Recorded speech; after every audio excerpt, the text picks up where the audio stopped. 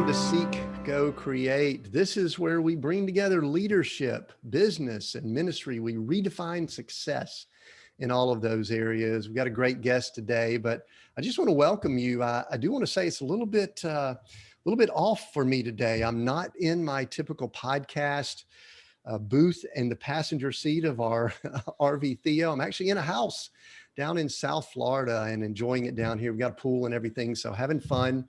And just want to welcome everyone. Thank you for joining us. If you're listening in on Facebook, if you're listening on your podcast platform, or if you're watching this on YouTube, thank you for joining us. We welcome you. We're going to jump right in. I've got a great guest today.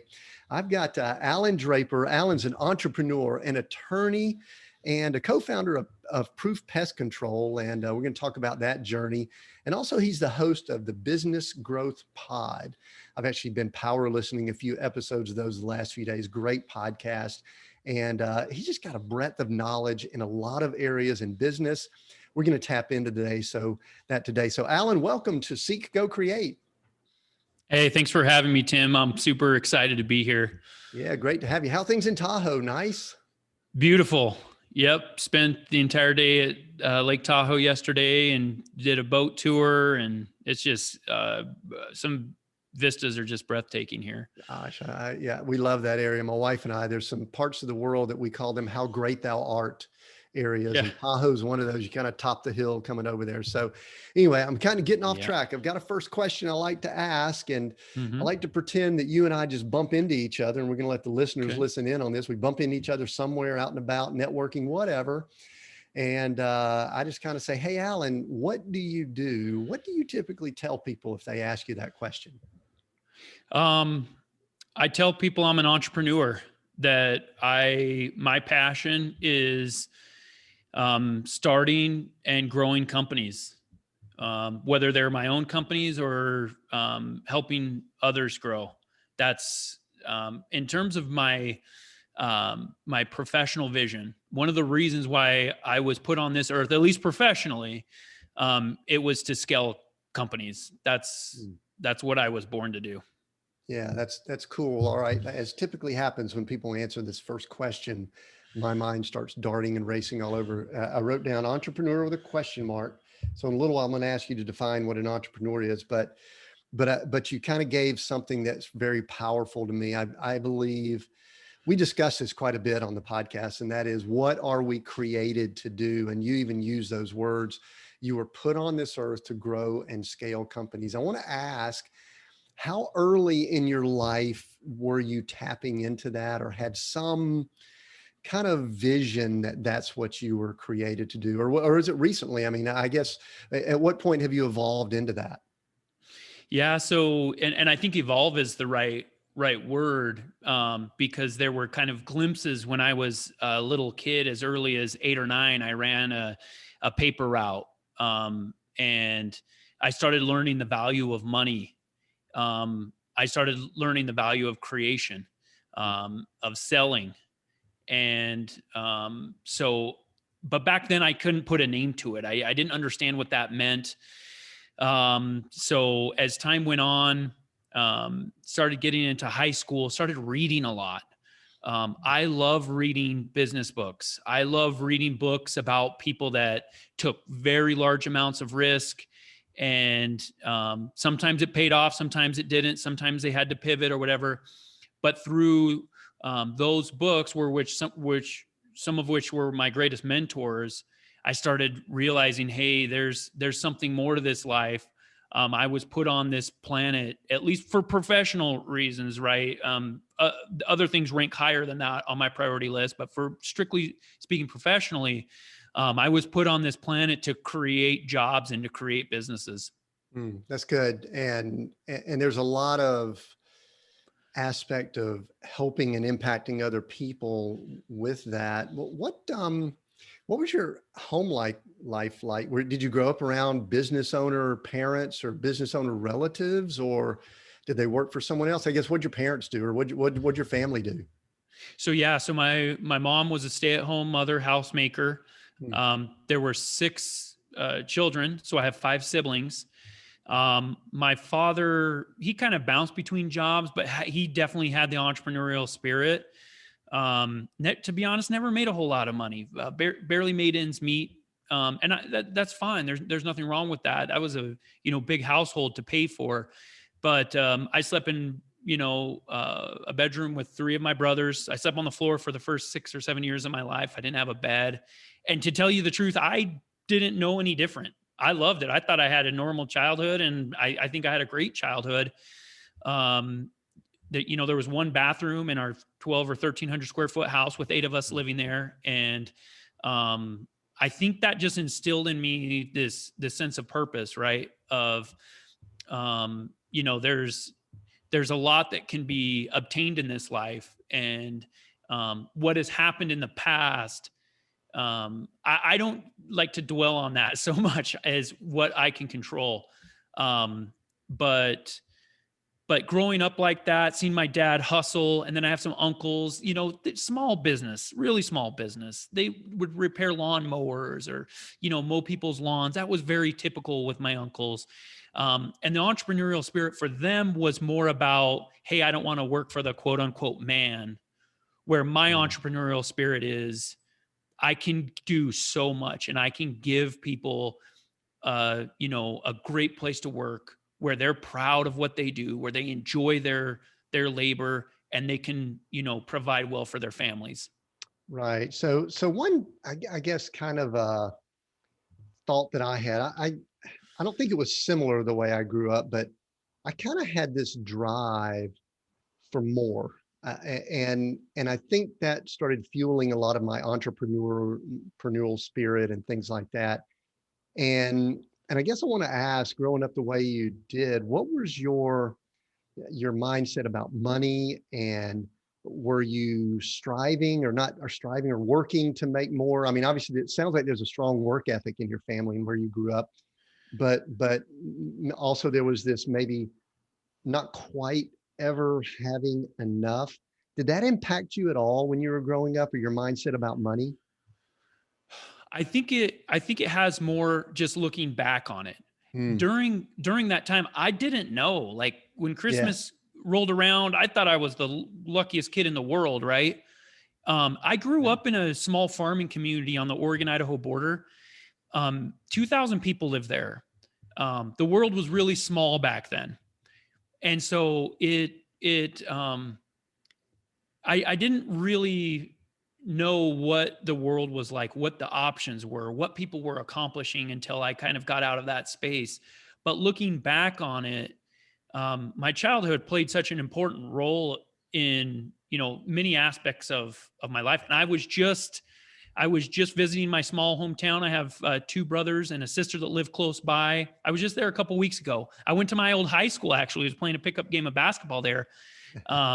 And I was very involved in athletics. And that day on my Instagram, I did a video, and it just kind of got me thinking a little bit. And I asked people, and I'm 20 years removed from high school, but I said, hey, what would your pre-high school graduation self think of what you have or have not accomplished, right?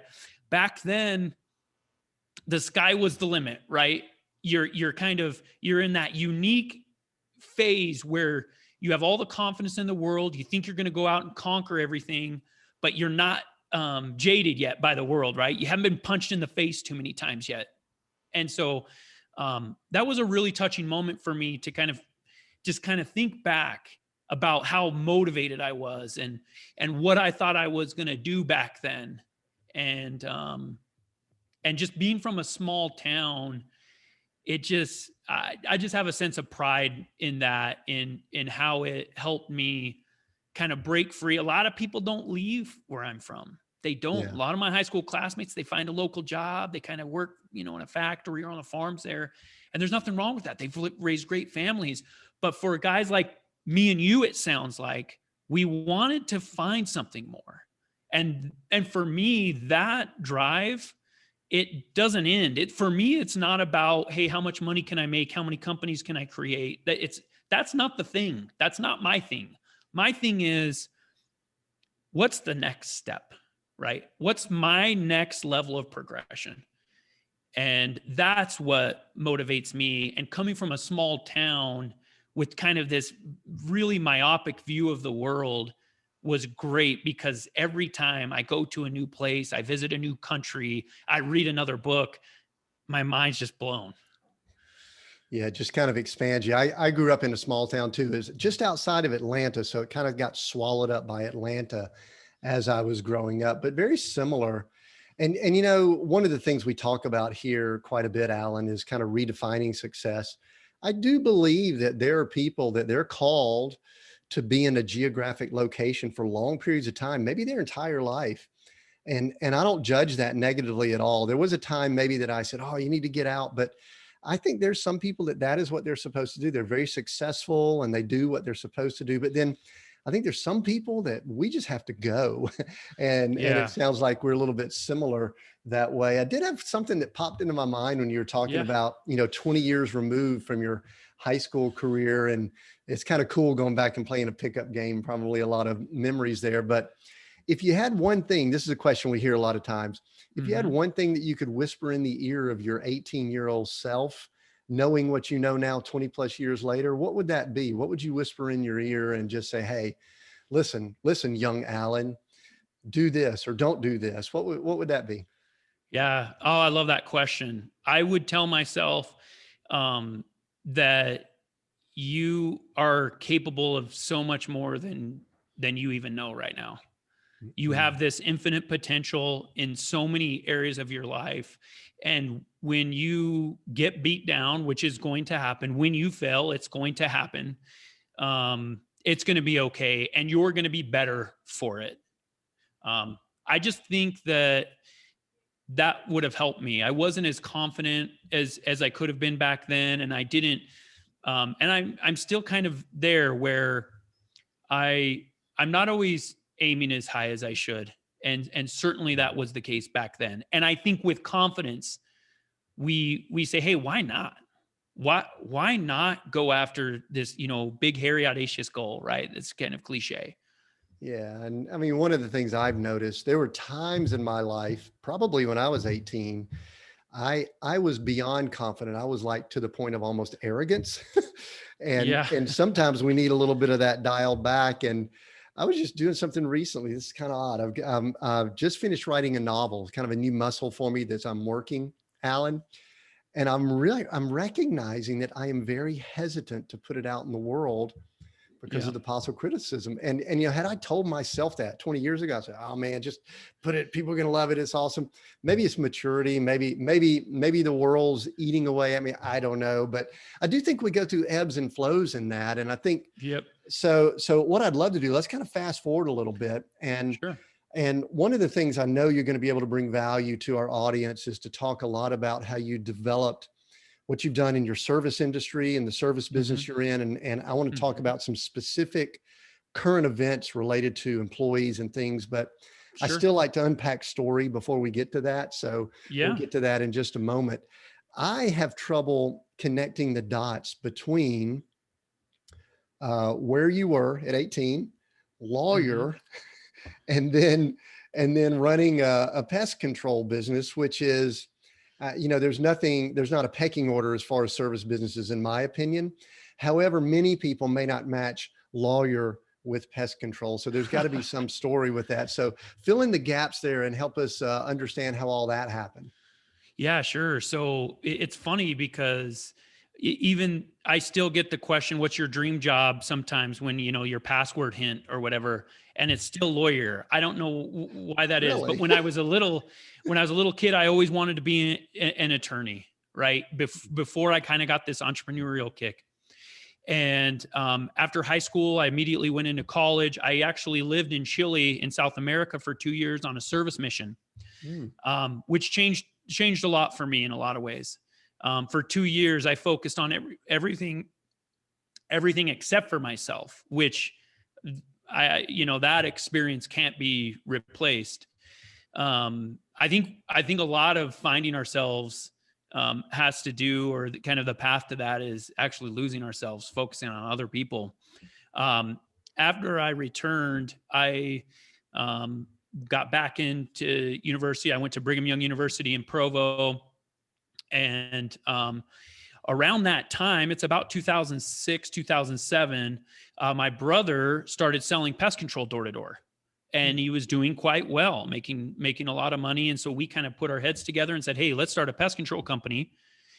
I moved to Columbus, Ohio, where he was, started working for this other company. And we were just too young, not enough financial backing, too immature, couldn't get along, didn't work. Okay. I decided, okay, well, maybe let's go back to law school. Went to law school. I went to Arizona State University, Sandra Day O'Connor College of Law, practiced law in Phoenix for a few years, did commercial litigation, while my brother stuck with pest control, owned and sold several successful companies. And then one day we started talking about it again and decided it was time to revisit it. And at that point, I decided to make the leap. The interesting thing, Tim, was trying to explain this to my law school classmaents, right? Because that's what those guys say, they're going like, because law school, listen, we talked about attitude a little while ago, and there's some things that to me are still also a disconnect. So you're gonna have to explain this too. Sure. Entrepreneur and lawyer are not two words that we usually put together either. So you've got a little conundrum going on. You got to explain yourself. Yeah, no, and that's a really funny and interesting point, because lawyers, they're not typically entrepreneurs, especially litigators, which is what I did. I practiced commercial litigation and I was just explaining this yesterday to a friend of mine, that the reason why is because we only see things when they go bad, right? I represented plaintiffs in breach of contract disputes, and I represented businesses. And so I only saw business when it went bad. And so a lot of lawyers start to think, oh man, their businesses don't really work, right? And part of being an entrepreneur and a successful entrepreneur is sometimes you have to be overly optimistic. I tell people a lot of times, if I knew now what I knew when I started my first business, what it would take, the sacrifice, how long it would take to get to profitability, all the issues that it would cause, I probably wouldn't do it. And that would be a darn shame. So you're exactly right. I had to find this blend between this logical, linear thinking that I developed through law school and practicing law, and this creative, ambitious, optimistic personality. Yeah, because listen, this is my experience with lawyers, and I hate to generalize. I just want to put a disclaimer out. We have to be careful lumping people together. That's probably one of the biggest challenges with our culture. But almost every attorney, lawyer I've ever interacted with has told me every reason. We had real estate companies for a while, so we dealt with a lot of real estate attorneys and things like that. They would tell us why something couldn't work. That was kind of the way they were wired. All about the risk and all about the, how to mitigate risk. And the way you mitigate risk, truthfully, for most people, for most lawyers, is never do anything. and so don't leave you're talking about being an entrepreneur, which is all about risk. In fact, almost everything we do is all risk. So do you still go through any battles, or have you kind of purged? What is your analysis as you look at business and opportunities? Do you look at it from a risk standpoint because of that litigation background, or do you look at it from that optimism, or are there any battles on the inside, or is it a good balance because you're able to look at both sides of it? Yeah. So, there's goods and bads, right? I kind of hold myself back from over analyzing a new opportunity. And a lot of people will think this line of thought is actually backward, right? You should do all of that due diligence and everything up front. But I don't meet with a founder of a business or another entrepreneur that I'm considering investing with the mentality that I'm going to poke holes in the business. So I go with the question, why not? Right? Like, hey, why not do business? And the assumption is I'm going to do this deal. And over the years, I've written some fairly large checks with nothing more than a 15-minute meeting. Now some of that has been good, some of that has been bad. My risk tolerance for investment is super, super high, but me spending, $50 on a date night, just because of how I grew up, that's a lot of money. But if I feel like there's this opportunity for growth, I'm a lot quicker to pull the trigger. So but then once I get involved, right? Once I get into a deal, then I'm the guy that's like, hey, let's be careful with this aspect. Let's be careful with that. So I kind of turn it around a little bit. And with my companies and with those that I consult, I talk about all the pitfalls, just like a normal lawyer. I had a buddy just yesterday give me a call. He owns a service-based business in Virginia and Maryland. Had a very unfortunate event happen yesterday. One of the worst things I've ever heard happen. And I went through with him all the possibilities, all the negative things that could come, right? Like, hey, but I think the difference is, during my legal career, I'd say, hey, don't do this or don't do that. This is going to happen. Now it's like, hey, so-and-so, there's a 99.9% chance this isn't going to happen, but let's err on the side of caution here. Right. And so that's kind of how my role is with my legal background, my analysis. And by the way, the reason why attorneys are like this is because we're trained to be like this. You talked about how, your attorneys were saying, don't do it because of this, and that. And that's exactly what we do in law school. They give us a set of facts and they say, hey, what are the issues with this? So it's no surprise. Yeah. And I think there's value to that. I don't want to disparage all attorneys. That's not my point here, even though it sounded like I did that. But I got a lot of friends that are lawyers and attorneys and all. It's interesting as you were talking, my background, my training, I went to Georgia Tech. I'm an industrial engineer. And I recognize that I have a very critical eye looking for things that could go wrong also. So it's probably a similar bent. I go into companies, businesses, do the same thing. Yep. I don't go in guns blazing looking for all the problems, but I do look for possible roadblocks to growth, which is probably what you do also. It's like, hey, listen, this is going to slow us down. This is an anchor, a weight. And I do think there's value to being able to play both sides of that. So that's really cool. One thing I do want to acknowledge though, and this is from listening to your podcast and just speaking to you now, I can tell that you bet on people. And that is so cool. I mean, I could tell your heart, I could tell your mindset, you pour into people. And so I will give you one quick tip as someone who's probably been married longer than you. Go ahead and spend an extra $50 or more on that date night. In fact, go ahead and gust up to about $100 or more every once in a while. That's a good investment right there, just so you know. Yeah. No, and the funny thing is that my head knows it, but my heart's somewhere else, right? Yeah, or vice versa. I don't know which is which, but yeah. Go ahead and purge that out of there. You need to invest that. That's a good investment. Yeah. There. So Allan, listen, there's some cool things that I listened to.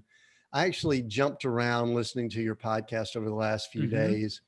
And I think I jumped back and I think you've actually gone through, like a lot of podcasts do, a little bit of an evolution in the podcast, because early on you were really focusing on, I actually listened to a Q&A you did on specifically the niche of pest control business. Right. And so why don't you, I guess, just for the sake of the listener, and listen, I specifically know I've got a good friend from way back in high school that listens in, Joan, who runs an HVAC business. And so she has technicians, and I also have relatives that listen in that are in service businesses. So talk a little bit about, let's specifically talk about the pest control background and what y'all did there. It sounds like y'all grew it big in like 5 or 6 years.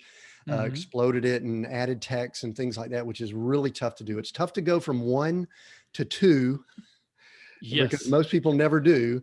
And then of course to keep growing it. So give us just whatever you want to share about that. I may kind of poke around and ask some more questions, because I think there's value to that. And then we're going to blow that up and look at that, how those principles apply to all or many businesses. Sure. I mean, I think one of the best things that I did when I started my pest control company, a couple of things. One, I got a great partner. My brother was my first partner. Since then, we've scaled to others. And getting a partner is an interesting issue in and of itself. There are some people that say, hey, I will never have a business partner. And that's perfectly fine. I wouldn't be able to accomplish what I have without my partners. The second thing is that because I was an attorney and I didn't really come through the pest control industry, that actually helped me, because it was never hey, I actually really love being a technician.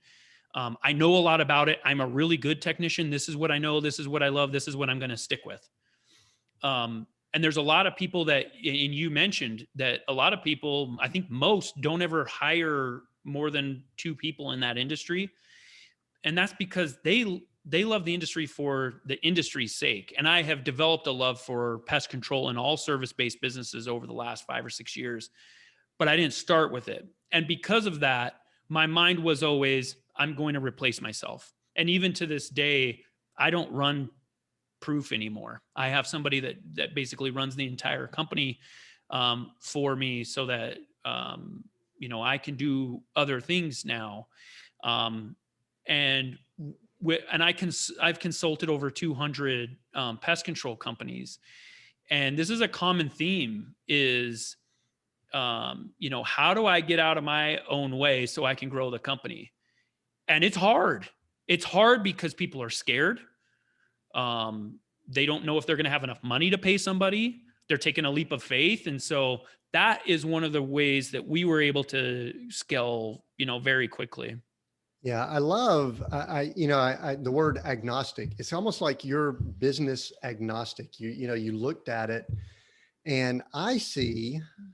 I'm trying to think if I've got some clients in that arena. Not specifically. I've got friends in interactive, but what I really see in a lot of business leaders and the biggest barrier is, like you said, people getting out of their own way, but even more so than that, they've got this mindset that nobody can do it as good as them.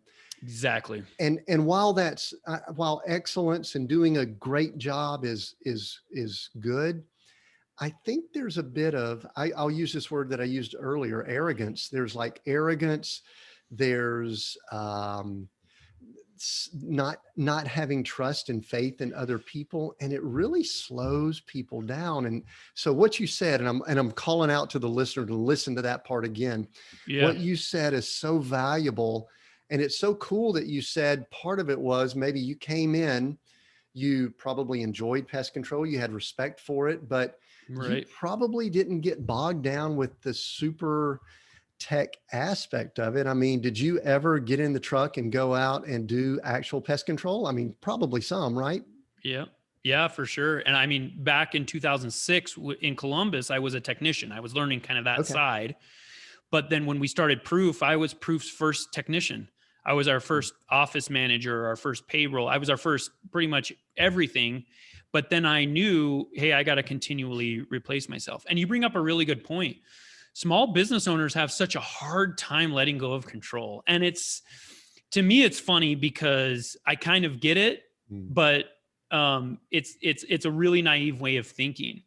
But I always say that my companies, especially the ones that I founded, the ones I created from scratch, they're a lot like my children, right? I love this analogy. No one can say anything bad about them, or I'll go to war, right? That's something personal to me. But I can say whatever I want, right? And I never look at my kids and think, yeah, my kids, they're all right. It's either, oh my gosh, my little girl is the cutest thing in the world, or I don't know how much longer I can take this. I need a break, right? And so as a business owner, it's a very similar feeling. It's very personal. And that is you hit the nail on the head. That is one of the hardest things for people that start a small business, especially in the service industry or any other business where they have technical expertise. And the book, The E-Myth, is a great reference for this, for them to break out. But they think a couple of things. One, that no one can do it as good as them. And they might be right about that. But there's not 10, 20, 50, 100 of you. At this point, Proof has hundreds of technicians. And even if I was the best technician in the world, I wouldn't be able to do that by myself. So they have to realize that. And the second thing is they have to relinquish some of that control, right? Even when they hire people, small business owners have a problem micromanaging because that person's just not good enough. And if you treat somebody like they're not good enough, they're going to go find another job. So Yeah, I mean, it's good because there's so many byproducts and negatives that come out of that over control. Number one, I think it's and this is I'm guessing you had a little bit of this personality too. Control is something that can seep into all of us. I mean, I was that way, but and Yep. then I also had this engineering portion of me that if I did something more than twice, I'm trying to find a way to automate it or offload it or delegate it or get someone else to Yes. do it. So I've kind of got this weird thing going on. It's like nobody can do it as well as me. Right. But you know what, Alan, the cool thing is, and maybe this is another maturity thing for me. I'm 57, hitting older than that. And I'm getting to the place where I realize, I'm pretty good at things, but I'm not the best at anything. And the more I 100%. reckon, and I know that's like anti self-development, mantra, but it's like the more I do that, the more free I become to really do some awesome stuff. And so I love the conversation we're having around this because I think that small business owner listening in, this is one of like basic 101. Learn that it isn't one of these, if it is to be, it's up to me. That's part of it, but you got to start moving beyond that. So anything else that you noticed, I guess I want to circle back to the partnership Hmm. thing. Did Hmm. having a partner help with that also? Because sometimes there's just this solo person out there. And I agree with you. I've had partner situations that have cost me seven figures, probably as much my fault as theirs. So I'm not saying that, but Hmm. but talk a little bit more about partnership, the good, the bad, maybe not the ugly, but some good and bad related to it, and sprinkle in family partners because family stuff can be the same way. Yeah, and it takes a lot of practice. Going into business with somebody is a lot like a marriage. Mhm. It really is. And I've had partnerships that have dissolved, and I've had partnerships that have worked great year after year after year. And um, just like a marriage, I think what the difference has been is two people that don't think the match is perfect, that don't think the other person is perfect, that don't think it's just going to be rainbows and sunshine every day, but it's two people that wake up every morning and they say, hey, it's time to work on our partnership. It's time to work on our business. It's time to work on our marriage. And it's every day. You don't get a day off from that. And if you find a partner that's willing to do that, which is something that I look for, hey, am I working with somebody that is going to give up when things get hard? Because it's going to get hard. You're Mhm. going to make some bad money decisions. You're going to hire the wrong person. Your ideas aren't going to work. Um, but if I have somebody that's like, hey, you know what, we're in this, we might as well work on it, figure it out. That's what I think makes a big difference. And I look for that in partners. I look for somebody that's motivated and somebody that doesn't think, oh, I really like this guy. It's going to be perfect. It's not going to be perfect. There's going to be a day that I piss you off. I really upset you, and Mhm. I'm going to have to say I'm sorry, and we're going to have to figure this out. I had a tough conversation with my brother just yesterday about something we didn't agree on. But it's like, what do you do? You know, now the fact that he's my brother, so he's my only um, business partner that's a family member. All of Mhm. my other business partners, not related to, and it is a little different. And I think you have to put on a couple of different hats, right? When there's a family event, when my kids are hanging out with his kids, it's it's family time, and we can talk about business, but anything too intense, we avoid in those scenarios. Um, but it's been very rewarding, and he would probably be surprised by me saying this, but it's helped our relationship. We've been in business now for 6.5 years, Mhm. done some incredible things, hired some great people, built a lot of value in the communities that we're in. We're now in 7 different states. We employ hundreds and hundreds of people, and we couldn't have done it without each other. And it's that personal progress piece, I think, of how does this challenge help me, and that kind of is a big part of going into business with a family member. Yeah, that's good. And I love the fact that you talked about turning it on, turning it off, because sometimes entrepreneurs, sometimes business people, and when we're in partnership with family members, and I have been, and they can kind of consume everything. They can kind of take It's all true. the air out of the room. Other family members start getting negative about the business, and those two guys that are Yep. always talking blah blah blah blah blah.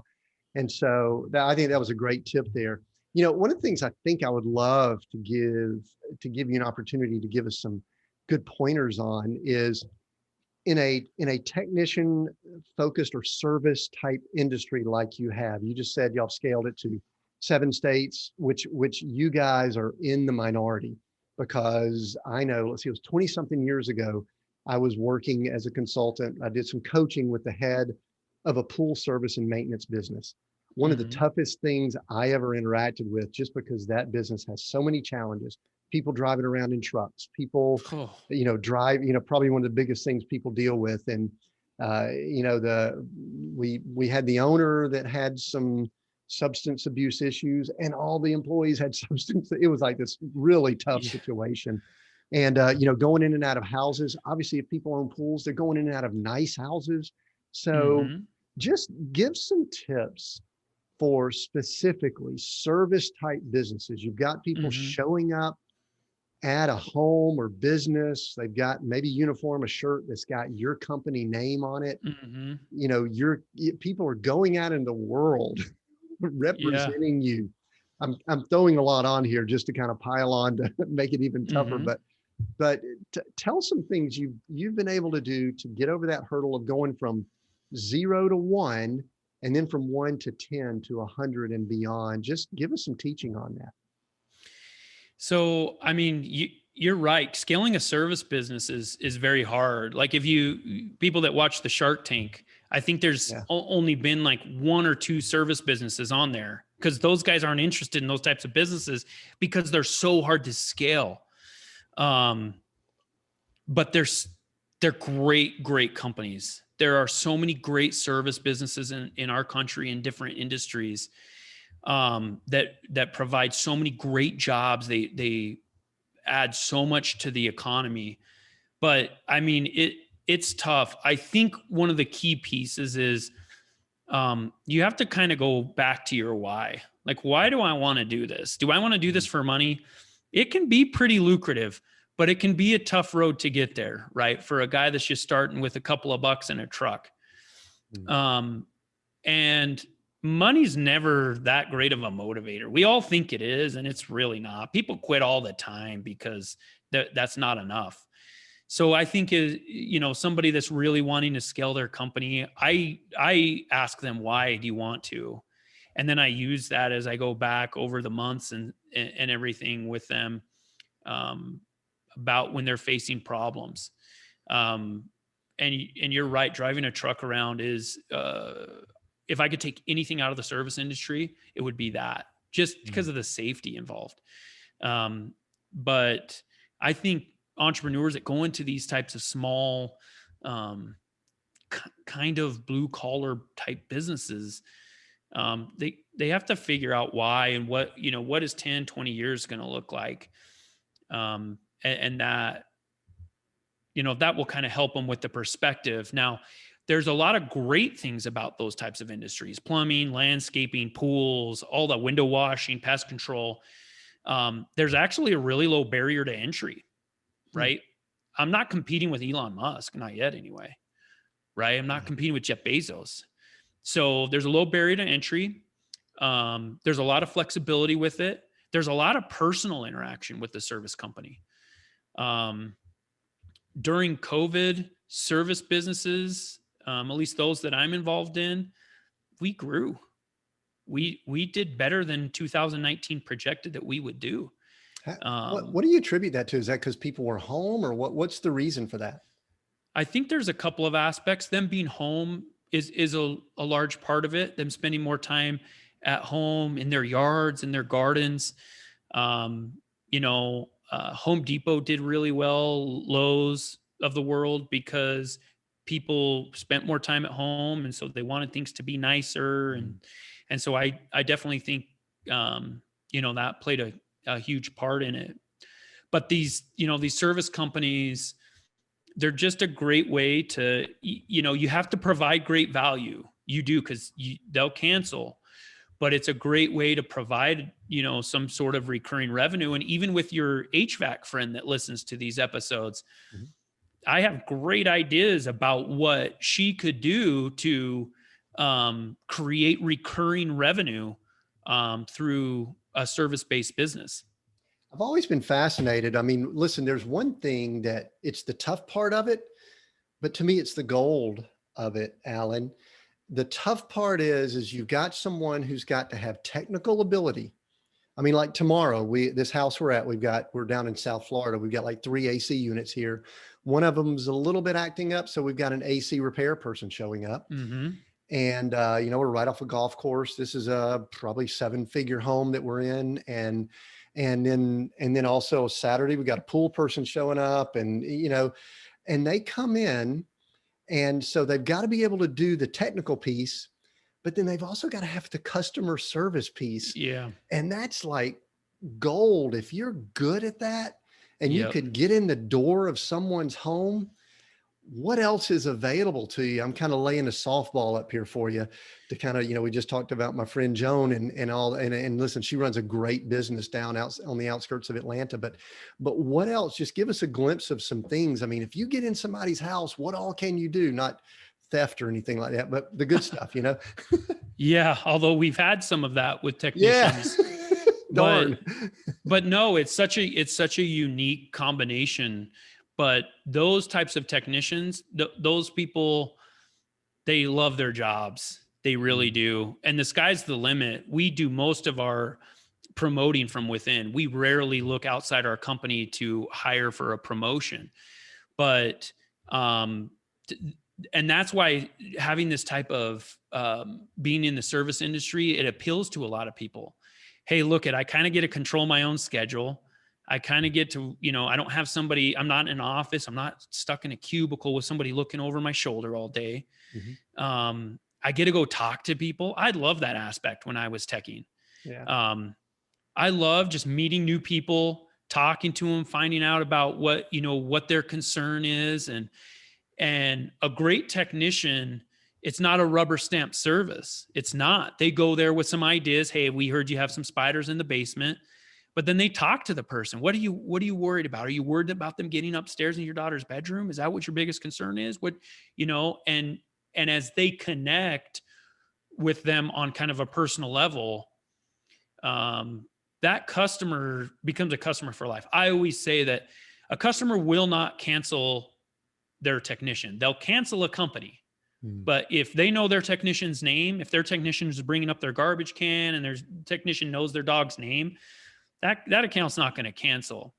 And so there's a lot of small things. Like I don't need to invent a rocket to be successful. I just need my technicians to be able to talk to somebody. Right. Show up on time, smile, say hello, clean up after they're done, and let them know they're finished on the way out the door. I mean, it seems like basic stuff. So that brings up something that kind of leads to a little bit of a bigger conversation, but I want to specifically talk about it related to this industry.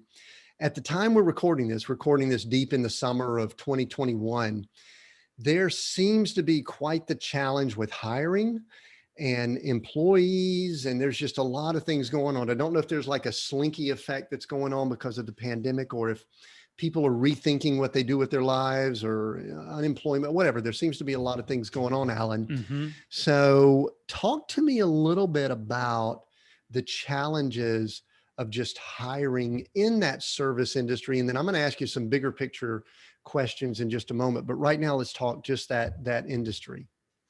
Yeah. So, this year has been crazy for hiring, and our companies, our pest control companies scale at almost double the size. So almost every year we double in size. It's closer to 180, 185%. But so we have to hire. We retain our employees very well, which a lot of people don't think about when they're worried about hiring.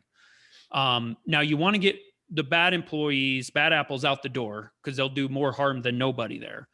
But a lot of times businesses like this don't think about, hey, what can I do to keep the people that we have, right? What's my turnover rate? They're so focused on getting new blood, right? We always think that the grass is greener. We always think that this guy that just knocked the ball out of the park in an interview is going to be better than the technician I've currently got.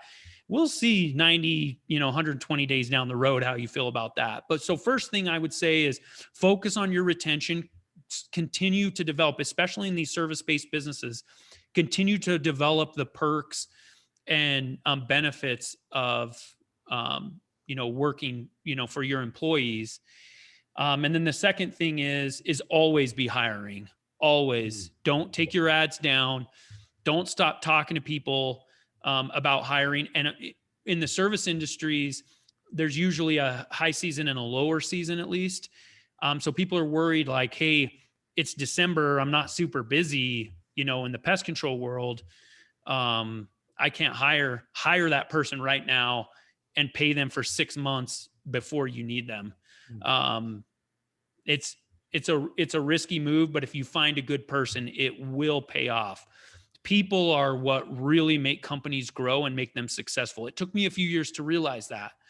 But number one, retain your people, continue to develop your the offerings that you have for your employees, their benefits, and two, just always be hiring. Because what happens is we always find out that we need somebody like 2 weeks ago. So if you're constantly hiring, constantly looking for good people, and you have a couple people that, have some flexibility with your company, then you'll be better positioned for that growth. Yeah. The reason I love that is because number one, if you're in a growth mode anyway, and you're scaling and you're always having people come in the door and you're always building that, there's a momentum. I use the word momentum a lot in business because and you're going to find a way to use them.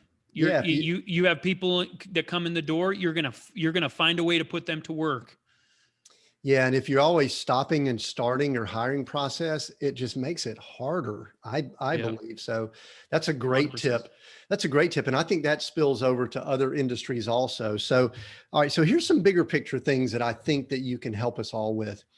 Recently, I was reading some things, and I think regardless of when people listen to this, I think this is going to be current. But recently, Microsoft did a study that said something to the effect of 40% of all employees are currently actively looking for another job. They're actively considering changing or doing something different. Yeah.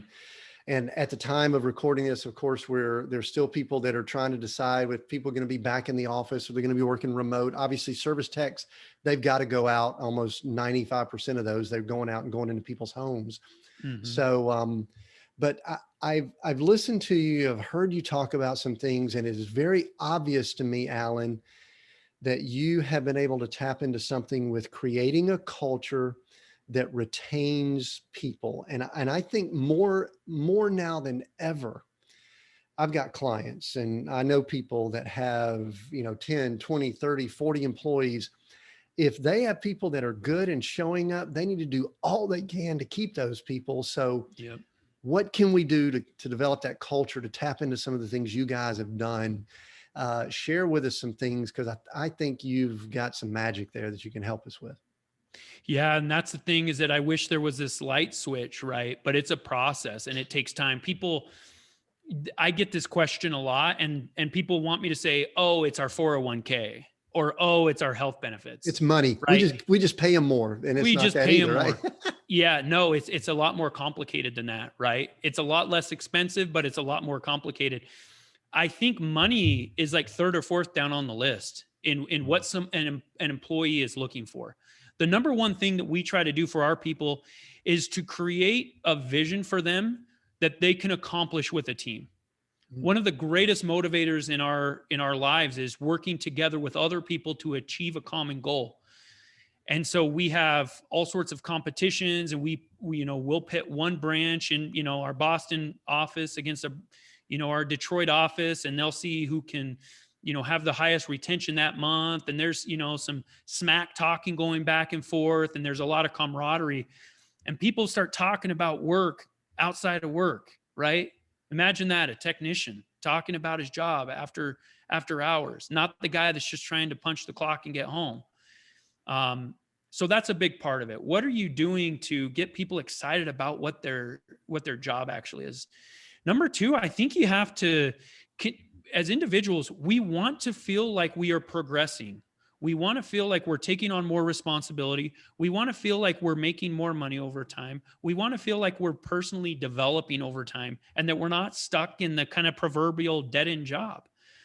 And so, as I mentioned earlier, most of our promotions come from within. On the service side, I can maybe think of one time that we hired somebody outside of proof when we had somebody that possibly could have filled a role. And because of that, people know, hey, I have a future at this company. Like, I didn't get overlooked by somebody that was outside. And when those promotions come up, those new roles, and they come up a lot because we're doubling in size every year, we communicate. We invite everybody who wants to. We allow people to go from one department to another. We allow people the opportunity to move from one state to another, and we'll pay those costs just to keep them. And so number two would be progress. What is your company doing to help people progress, make more money, develop personally, feel like they're learning more about their job and their skill set? A lot of companies are afraid of doing that. Hey, if I pay for their education, if I pay for them to take classes, if I, give them training, allow them to get certificates, allow them to go to, seminars and conferences, I'm going to lose them. Well, you've probably already lost them if that's where your mindset is. And I think with those two pieces, giving them a chance to work together for a common goal, allowing them to progress. And then a third thing is, who are you surrounding them with? Are you hiring, people that just cause more work and more frustration just because you need to fill a seat? Your hiring which is ironic, right? It's the chicken and the egg thing, because your hiring is going to affect your retention. It is. You cannot allow people that perform poorly to stay. And it's so tempting in this industry because it's hard to find people. But so that would be my third thing is, like, don't let people stay that are causing problems in the company, gossiping, and your people don't want to work with them. So get them out of there. Yeah, I love all that. And I'm sitting here, I'm writing down notes, and it's amazing. We didn't talk about pay them more, give them extra benefits, get them a massage coupon or buy them a Starbucks coffee. I mean, all that stuff can have value, but these are the notes I wrote down. And maybe this is just rewording the same thing. You give people the ability to be a part of something bigger than themselves. There's something inherent in us that we just want to be a part of something bigger. All of us do. And I think it's really cool how you worded that. And then the word I wrote down for number two that you were talking about is, progress, the ability to move forward and do bigger things. I wrote down the word hope. You give people hope that they can 100%. do something bigger and better and all. And so, man, that is so powerful. Those things you do, Allan. And listen, I know that when you work with people, and I coach and work with people too, we have to be practical, because there's ways that you do that. It's not like you just put a sign up on the, the door and say, hey, you're part of a bigger picture. I think it circles back earlier, and maybe I'll ask for an example of this so that we can maybe hit it home, maybe as we're wrapping up here. You mentioned earlier that people need to understand their why. And it really helps to grow the business. And I think that why fits into being able to communicate the bigger picture that people are part of. 100%. So I want you to, this is my final big question before I wrap up with a few more, Allan. For that person that's sitting there right now going, I don't know if I know my why. I don't know if I could communicate the bigger picture to 2, 3, 4, 5, 10 guys or girls that are working for me. Yep. How can someone tap into it if they feel stumped by the why or the bigger picture? I think that's key. So help us with that. Yeah. So that's a tough one, right? I've discovered what really motivates me just through experience. I've read a lot of books. Simon Sinek is he's kind of the father of this concept. He wrote a book called Start With Why.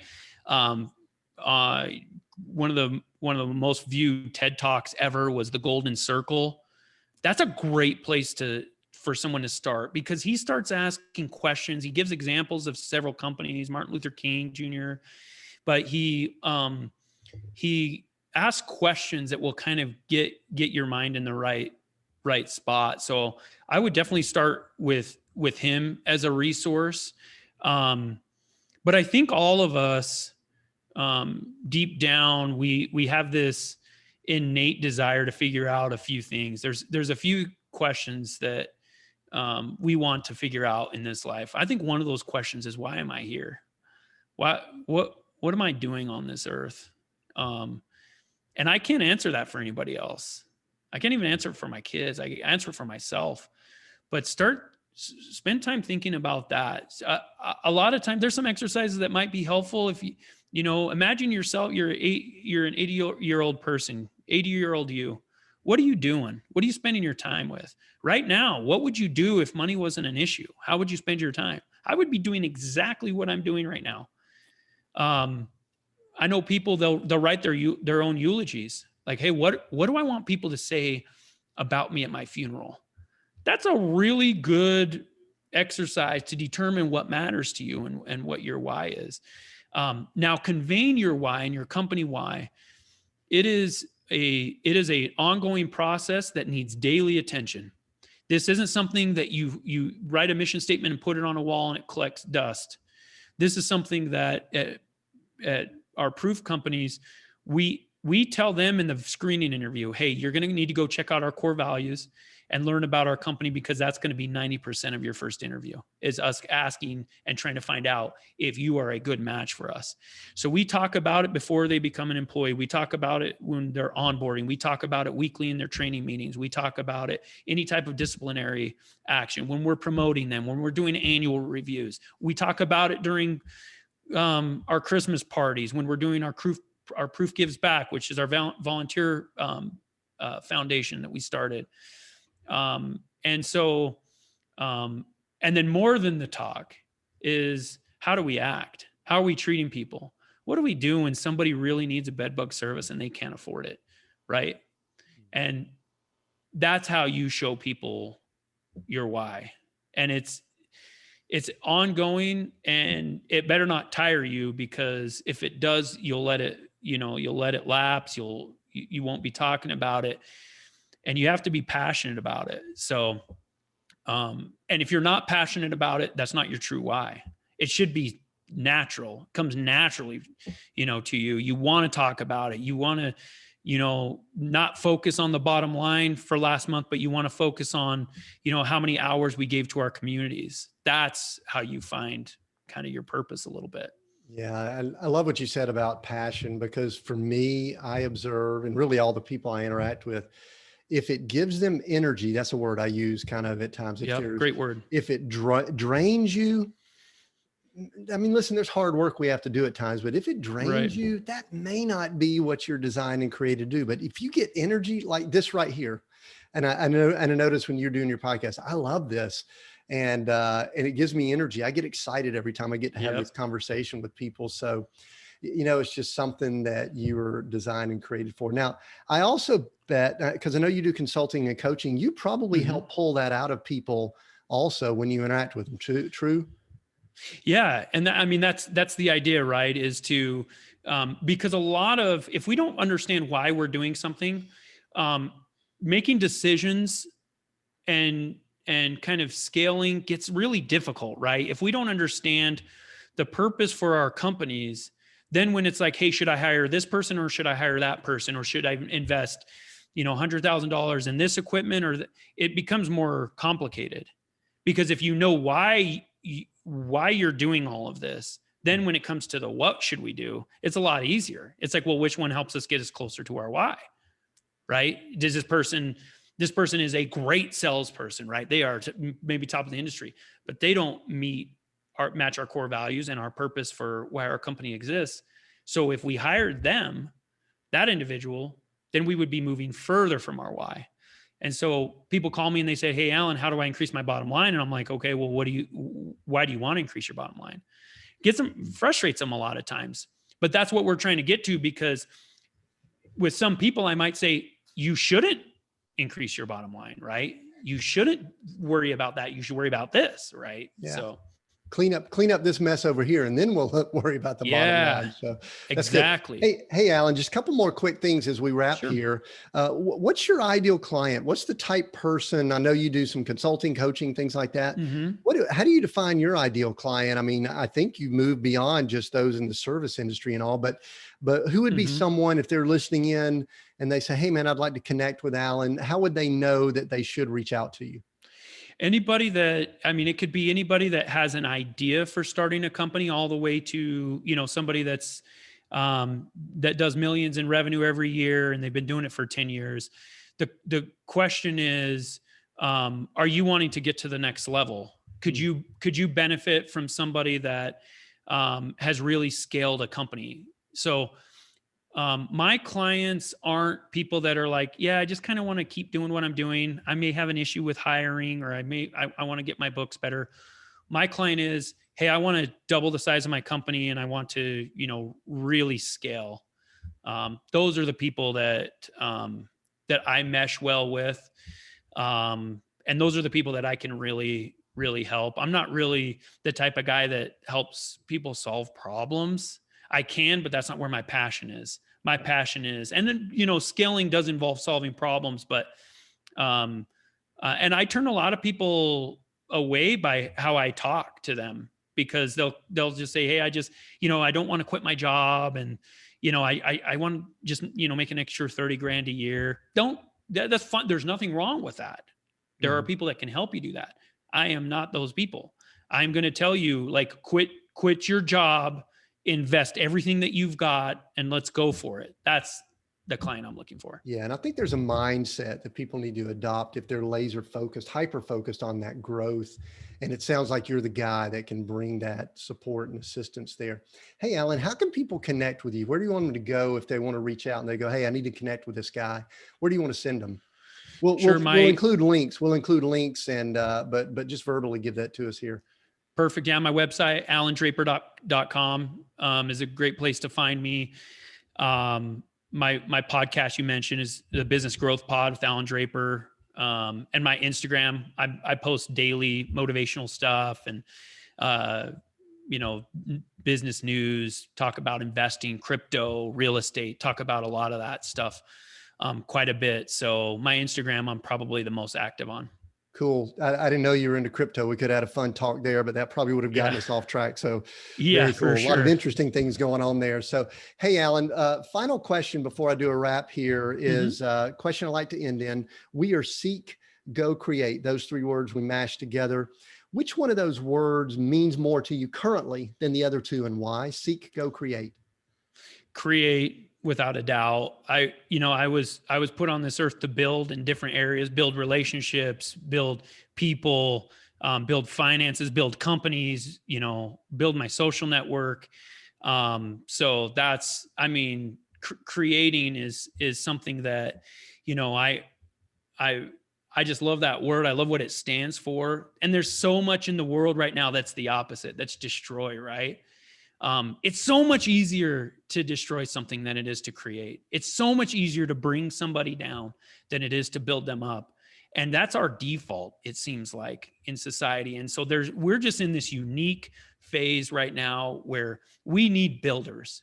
We need people that create jobs, that build people, that motivate them. And so for me, that's a no-brainer. I love create. Yeah, that's awesome. Allan, thank you so much for sharing with us. I've enjoyed it. I knew I would. I highly recommend people go check out Business Growth Pod. I've listened to, like I said, binged listened to a handful of episodes over the last couple of days. Enjoyed it thoroughly. I love your mindset, your attitude, and the value you bring. I think you definitely did that with our audience. I appreciate it greatly. So go check that out. If you're still listening in, I want to encourage you to do one more thing as a favor to me, and that is share this episode. If it's blessed you, if it's given you some good value, just share it. Share it on your socials. We're Seek, Go, Create everywhere you can share it. and get the word out to people. And one more thing, this is a personal favor to me. I've recently finished a novel. I'm going to ask that you go to seekgocreate.com/book and check out the book. Depending on when you go there, you could download chapter 1 for free. Or if you're listening to it later, you may be able to get a copy of the book there. So seekgocreate.com/book and check out the novel that I wrote. I typed it out with these 2 fingers, word by word. Tough thing there. So thanks for going and checking that out. And thanks for listening in. New episodes every Monday with as much value as you heard today from Allan. Thanks again for joining us. And until next time, continue being all that you were created to be.